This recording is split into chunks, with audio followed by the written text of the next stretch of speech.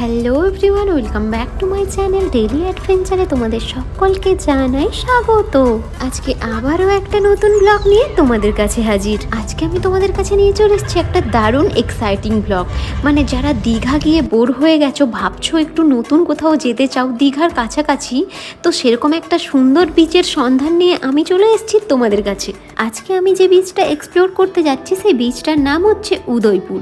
আর এখন আমরা সকাল সকাল সবাই ঘুম থেকে উঠে রেডি হয়ে, সমস্ত ভাই বোনেরা বন্ধু বান্ধব সবাই মিলে রেডি হয়ে এখন বেরিয়ে পড়েছি উদয়পুর যাওয়ার উদ্দেশ্যে। তাহলে চলো আর বেশি ভার না বকে ভিডিওটা তাহলে শুরু করা যাক। ঘড়িতে তখন বাজে সকাল ওই 9টা মতো, আর আমরা সকলেই বেরিয়ে পড়েছি। বাড়ি থেকে বেরিয়েছি কিন্তু আমরা একটা সুন্দর ওয়েদার নিয়ে, তবে মাঝখানে রাস্তার মধ্যে চলে এসছে প্রচুর পরিমাণে বৃষ্টি, তাই আমাদেরকে কিছুক্ষণ হোল্ড করতে হলো রাস্তায়। বৃষ্টি তখন অল্প অল্প হচ্ছিল। কিছুক্ষণ হোল্ড করে নেওয়ার পর আমরা আবার রওনা দিলাম উদয়পুরের উদ্দেশ্যে। এখন মোটামুটি আমরা দীঘা পৌঁছে গেছি। ওই যে দূরে তোমরা দেখতে পাচ্ছ গেট, ওই গেটটা দেখলেই বুঝতে পারবে আমরা দীঘাতেই প্রায় চলে এসেছি।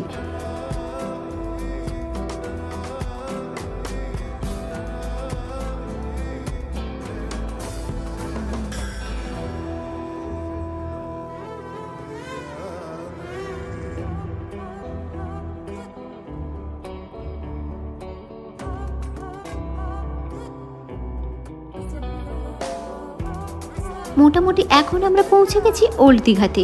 আর ওল্ড দীঘাতে পৌঁছেই দেখতেই পাচ্ছ তোমরা সামনে কতটা জ্যাম হয়েছে।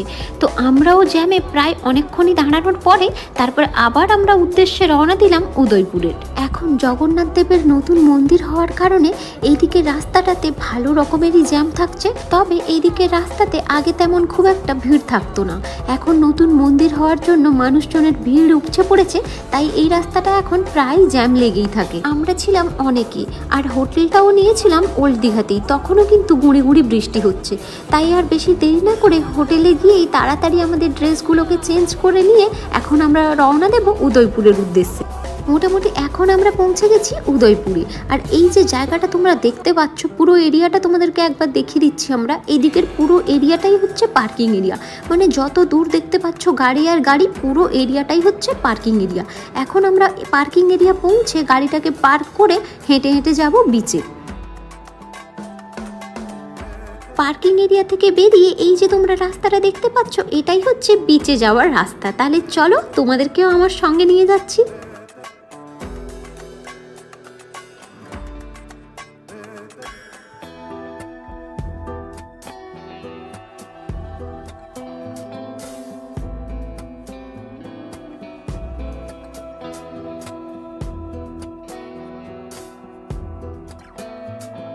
বিচে যাওয়ার রাস্তার দু সাইডেই থাকছে এরকম এরকম দোকান, মানে তোমরা সুন্দর সুন্দর শার্ট, টি শার্ট, ক্যাপ, তার থেকে শুরু করে বিভিন্ন রকমের স্লিপার বা আরও অনেক রকমের এক্সেসরিজের দোকান তোমরা পেয়ে যাবে এই দিকে।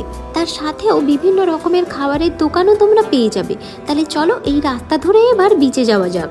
এখন আমরা সবাই সমুদ্রে যাচ্ছি, আর আমরা এসছি অনেকেই, আমাদের অনেক বড় একটা লম্বা গ্রুপ এসছি আজকে উদয়পুর বিচে। আমি কিন্তু এই ফার্স্ট টাইমই উদয়পুরে এসছি, যদিও বা দীঘা থেকে আমার বাড়ির দূরত্ব খুব বেশি দূর নয়, ওই 30 থেকে 35 কিলোমিটারের মধ্যে হবে, তবেও কখনো আমার এই উদয়পুর বিচে আসা হয়নি।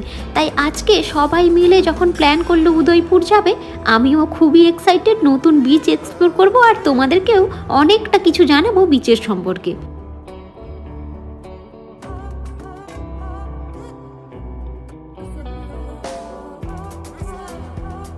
হাঁটতে হাঁটতে আমরা প্রায় সমুদ্রের কাছে পৌঁছে গেছি। আর এই যে দেখতে পাচ্ছ এইদিকে যতগুলো নৌকো রাখা রয়েছে, এগুলো কিন্তু মাছ সমুদ্রে নিয়ে যাওয়া হয় মাছ ধরার জন্য। এবার তোমাদেরকে বলি, এখন যে জায়গাটা তোমরা দেখতে পাচ্ছ, ওই যে দূরে সমস্ত রকমের বাইকগুলো রাখা রয়েছে, এগুলো কিন্তু এখানেই পার্ক করা হয়। মানে যারা তোমরা বাইকে করে আসতে চাইছো, তারা এই পুরো এরিয়াটার মধ্যে বাইকগুলোকে পার্ক করে রাখতে পারো। দূর থেকে সমুদ্রটাকে দেখতে ভীষণ সুন্দর লাগছে। চলো এবার সমুদ্রের কাছাকাছি যাওয়া যাক।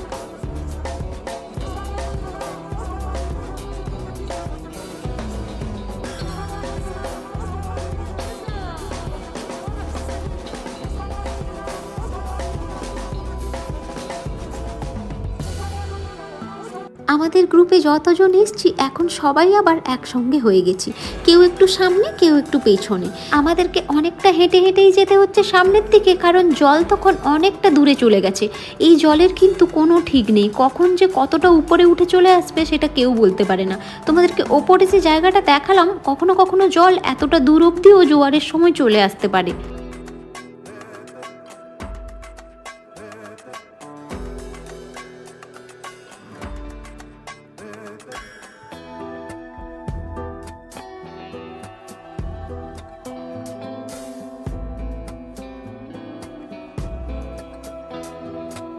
ফার্স্টে যখন সবাই মিলে প্ল্যান করছিল উদয়পুর আসবে, আমি ভেবেছিলাম বিচটা অনেক হয়তো শান্ত হবে, কিন্তু তা মোটেও একদম নয়। প্রচুর লোকজন, প্রচুর মানুষজন কিন্তু এই বিচে আমি এখন দেখতে পাচ্ছি।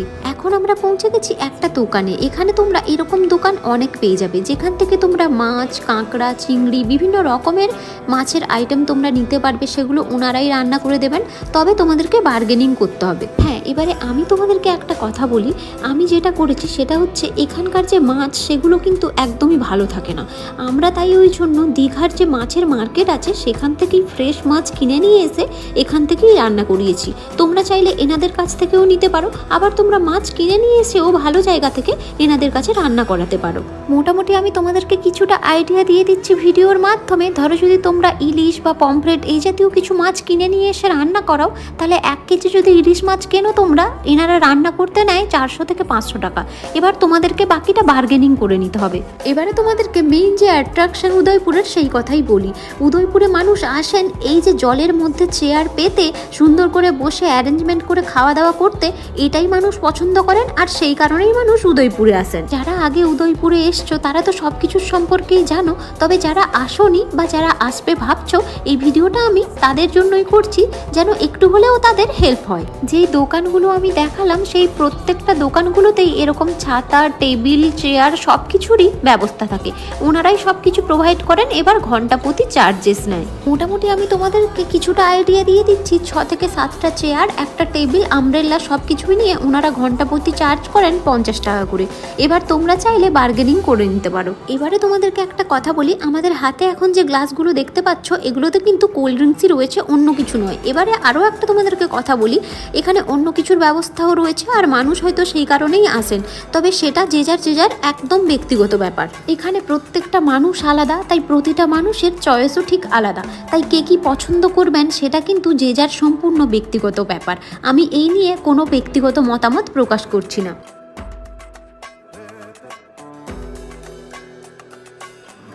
অনেক কিছু খাওয়া দাওয়া করার পর এখন আমরা নিয়ে নিয়েছিলাম কিছুটা ফ্রুট স্যালাড, আর এটা খেতে কিন্তু ভীষণ টেস্টি ছিল। আরও একটা ইনফরমেশন তোমাদেরকে দিয়ে রাখি, ওই যে দূরে দেখতে পাচ্ছ তোমরা বোট রাইডগুলো হচ্ছে, তোমরা চাইলে সেগুলোও করতে পারো। ওগুলো ওনারা চার্জ করেন 1200-1300 টাকা মতো। তোমরা কিন্তু অবশ্যই বার্গেনিং করবে।